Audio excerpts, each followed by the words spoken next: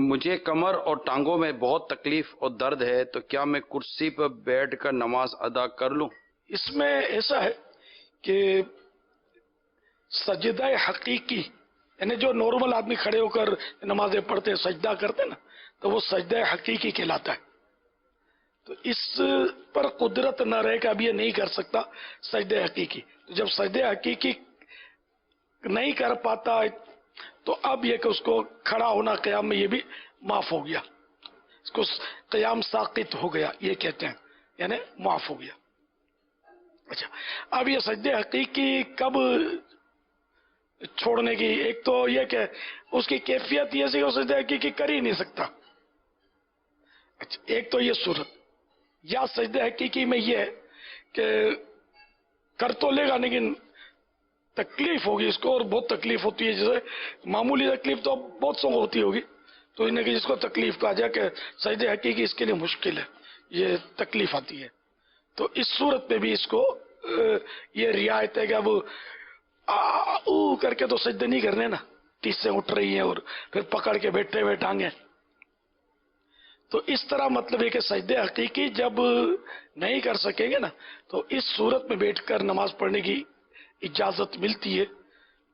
تو اس میں اب یعنی فرض وتر اور فجر کی سنتیں، یہ ان میں قیام فرض ہے. باقی اور نمازوں میں تو اگر بیٹھ کر پڑھا تو سنتوں میں اور تو رعایتیں ہیں کہ اگر تھوڑی بہت تکلیف اور بیٹھ کر پڑھا تب بھی مطلب نماز ہو جائے گی. تو یہ دیکھ لیں، اب یہ تو آپ کو طے کرنا ہے کہ آپ کو کس طرح کی تکلیف ہے. یا کوئی ڈاکٹر ماہر طبیب، یہ اپنے اللہ رسول کو ماننے والا، خوف خدا والا، اپنے فن میں ماہر ہے، اس طرح کا ڈاکٹر کہتا ہے کہ بھئی تم اگر اس طرح سجدہ حقیقی کرو گے تو تمہارے آگے چل کر تم کو نقصان ہو جائے گا. میرے ساتھ یہ ہوا تھا، میں تو کر رہا تھا نمازیں کھڑے کھڑے پڑھا، تکلیف تھی لیکن میں پڑھ رہا تھا.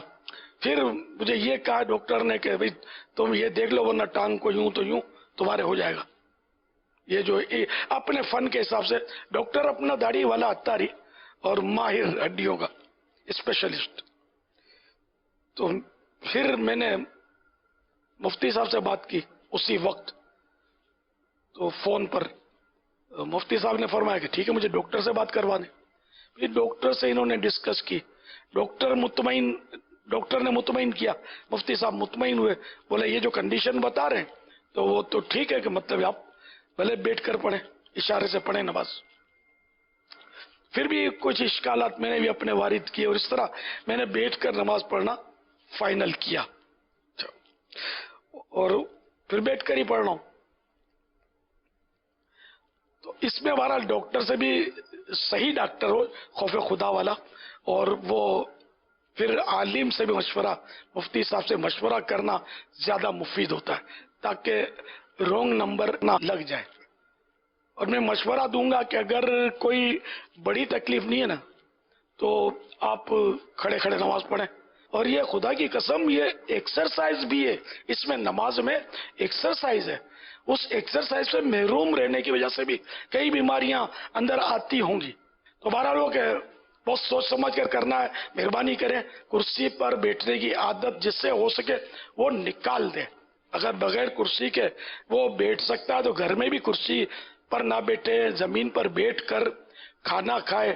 میں اب کرسی پر مجبوراً کھانا کھاتا ہوں، مجھے وہ واقعی وہ مزہ بھی نہیں ہے جو زمین پر بیٹھ کر سنت کے مطابق ایک گھٹنا کھڑا کر کے ایک پاؤں بچھا کر سب کے ساتھ بیٹھ کر جو کھانے کا ایک لطف ہے وہ اپنا لطف ہوتا ہے، اور یہ بھی اطمینان ہوتا ہے کہ سنتیں ادا ہو رہی ہیں کچھ. تو اب کرسی پر بیٹھے ہیں ٹانگیں لٹکا کے. میرے گھر میں، ہمارے گھر میں صوفہ تو تھا ہی نہیں.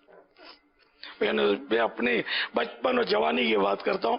پھر میرے بھائی کی شادی ہوئی، بڑے بھائی کی، تو یہ صوفوں کو داخلہ ملا، گھر میں داخل ہوئے، پلنگ داخل ہوا. ہم لوگ زمین پر پڑے رہنے والے لوگ.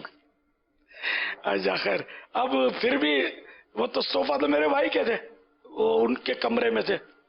اچھا اس کے بعد میری شادی ہوئی تو پھر صوفے آئے. آہستہ آہستہ وہ صوفے جو تھے وہ صاف ہو گئے. پھر ہمارے گھر میں صوفہ نہیں تھا.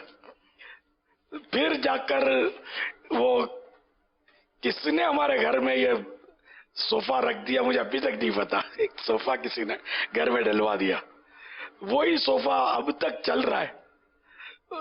سمجھے؟ تو ہمارے گھر میں صوفہ سیٹ پلنگوں کا کوئی رجحان نہیں تھا, لیکن اب ظاہر ہے میں مجبور ہو گیا. اب سونا بھی پلنگ پر کہ میں کھڑے کھڑے لیٹ نہیں سکتا تھا.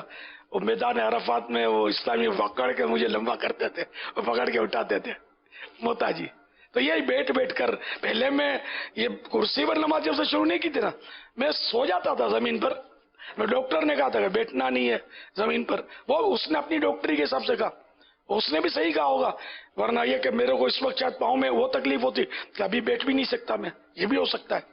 جو بھی اس کی ڈاکٹری نے کہا, اور وہ دیانتدار 100% لگ رہا تھا, مطلب مخلص, اس کا نہ کوئی رجحان, پیسہ لیا, اپنا آدمی. مطلب اس کا کہنے کا, میں بھی مجھے جی ہاں. اس کہنے کا یہی تھا کہ اب بھی آپ کو نہیں پرابلم شاید جی. ہوگا, لیکن اگر وہ کہتے ہیں نا وہ درد کے ساتھ اگر آپ مقابلہ کریں گے نا, تو پھر درد ایک دن مطلب کہ اتنا بڑھے گا کہ وہ پھر مسائل پیدا ہو جائیں گے. پھر جو آج ہو رہا ہے ہو سکتا ہے کہ اس میں بھی جو ابھی آپ نے ارشاد فرمایا, بیٹھ کر یار آزمائش ہے, یعنی بیٹھ کر نمازیں شروع کی میں نے, تو میرے مطلب وہ کیا بولتے بیڈ سول, ایک تو بولتے نا چھالا, یہ ہو گیا بیٹھے بیٹھے. اب نماز بھی بیٹھ کے پڑھنی ہے زمین پر, اب میں کیا کروں؟ پھر اس کے گدی اور تکیا اور نیچے رکھنے کے لیے وہ یہ میں نے انتظامات کیے, اور یوں مطلب میں نے گزارے شروع کیے. اب الحمدللہ نہیں ہے فی الحال کوئی تکلیف, لیکن یہ بولتا ہے کرسی یار. تو جو یہ کرسیوں پر شروع سے بیٹھتے ہوں گے نا, تو ان کو بھی شروعات میں اس طرح کے ہو سکتا ہے کہ مسائل پیش آتے ہوں گے, مگر یہ کہ مجبوریاں ہیں, نقصانات. کرسی ٹیبل پر بیٹھ کر نقصانات ہی میری تو سمجھ میں آتے ہیں. صلو علی الحبیب صلی اللہ تعالی علی محمد.